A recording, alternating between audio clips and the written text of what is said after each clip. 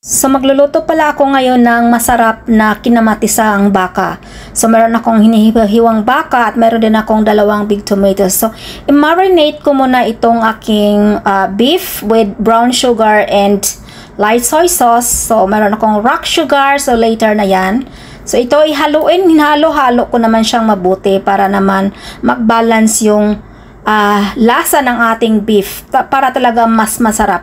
Ito ngayon na hiniwa-hiwa ko naman itong aking malalaking kamatis. So depende sa inyo kung anong klaseng hiwa or gaano kalaki yung size ang gusto niyo. Basta sa akin dice na yan.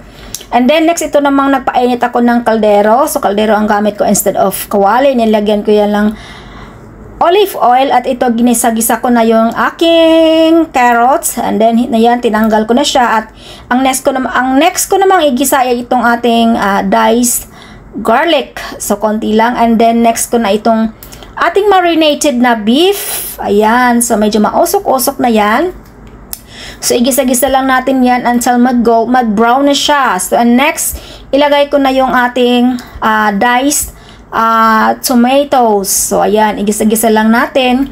So gusto ko lang yang medyo mag-juice yung ating kamatis. So yan, haluin lang natin ng haluin yan hanggat ito ay mukhang tomato sauce na yung ating kamatis. So ganyan, or hindi naman masyadong mag-tomato sauce para basta malambot na siya o maluto na siya, kasi pakuluin din natin yan. So naglagay ako ng tubig, konting tubig, at halo-haloin lang din natin yan.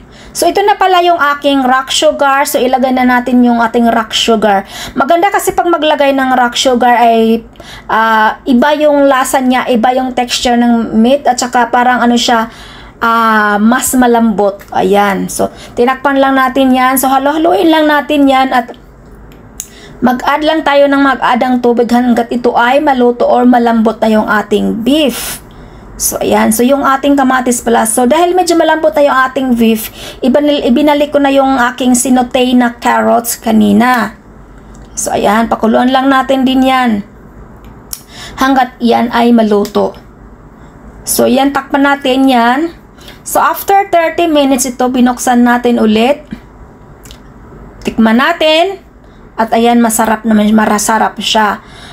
Actually, itong recipe na ito, itinuro ito sa akin ng aking bossing.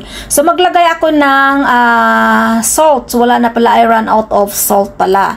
So, okay lang yan. So, kasi mayroon naman akong nilagay na light soy sauce.